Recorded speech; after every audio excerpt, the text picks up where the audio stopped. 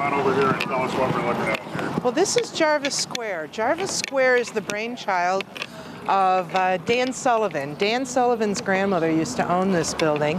What's with the Irishmen up here? We got Andy McGee and Dan Sullivan and... well, we've got a few people other than the Irish, but... Okay.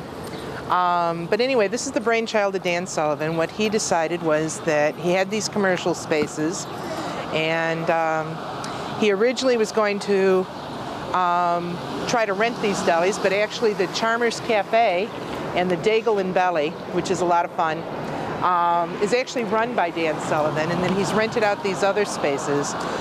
Poutine Still is an Irish bar. So let's walk this way. It looks like there's some other things along here. So what was the place like before Dan Sullivan?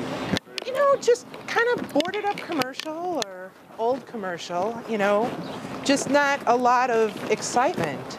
And now this is a destination in Rogers Park. People come here, they come to the Taste to pick up a bottle of wine before dinner. They come, or cheese. It's really a nice little shop. Nice. And like I said, they have free wine tastings on Mondays and Fridays. The Poutine Still is a very well-run, upscale Irish bar, you know, with the exposed brick and the cute tables and the music. Gruppo di Amici, which was actually here right after Charmers and the Dagel opened. That's run by a couple of progressive women. It's a Neapolitan. All those terms, progressive women. Well, aren't we all? What? Aren't we all? They have a Neapolitan oven serving like flatbread pizzas, as well as some outstanding pastas. They have a beer of the month, and there's always within the first 6 months of opening, there was a waiting line to get in. Rogers, pardon me? Oh yeah, yeah, try and get in on a Friday night. And they have the alfresco dining.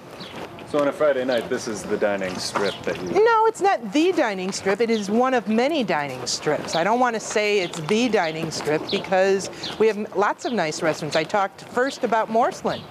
Yeah. You know, Morslin is one of the destinations that people come to eat at because they have good food and great music. Right.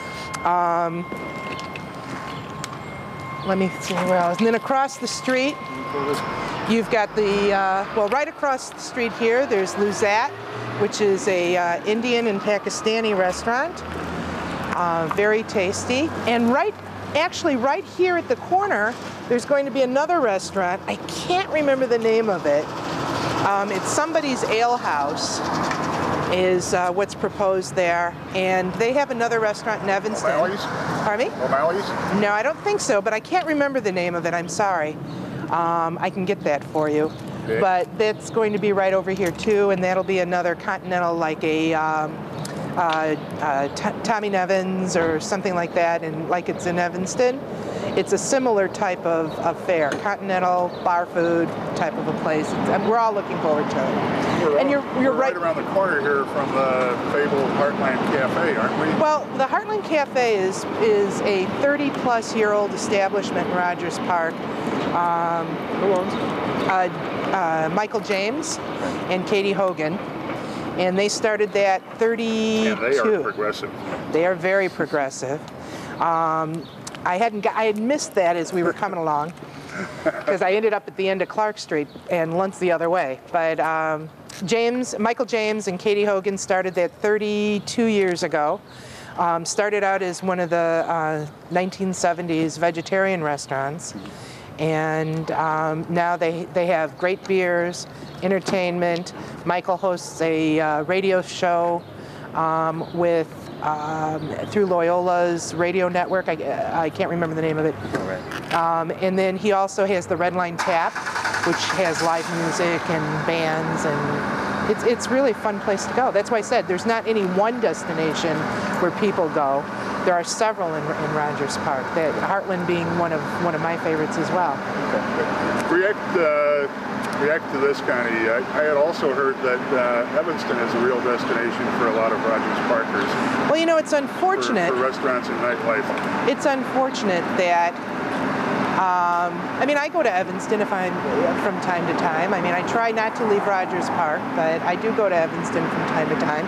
And a lot of the money is going out of Rogers Park to the Evanston shops, and I think it was like 130. Is that good for residents to have easy access to that? Was it good for residents? Sure, but it sure would be nicer if more commercial came into the community, because we certainly can support it, which is what's being shown when you've got a line with a restaurant, you know, after 6 months after opening.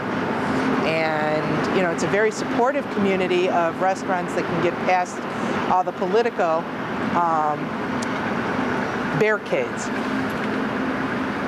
Where do you do your grocery shopping in Rogers Park? Well, personally, I go to the Little Morse Market right at, because I live walking distance to there. The one that we drove past? Yeah, they have good meats, best prices on great vegetables, and there's also a Dominic's at Howard and Clark Street at the Gateway Center. Part of the Gateway Center. Part of the Gateway Center, very right. Large, new, upscale Dominic. Yes, it is. And, but for most of my things, I just go to the local market. There must be a farmer's market here too. There's a farmer's market along Howard Street in the summer. There's also Rogers Park Fruit Market that people on this end of, we passed that as I turned down Jarvis from Clark Street. That's where people from this end often do a lot of get their fresh vegetables too. Okay. So. Let's go look at some more condos, or what else do you have in mind for us? What's next? Well, I was going to take you through some of the commercial areas, Clark Street, Howard Street, this Jarvis Square, talk about the lakefront, and then I can certainly talk to you about condos.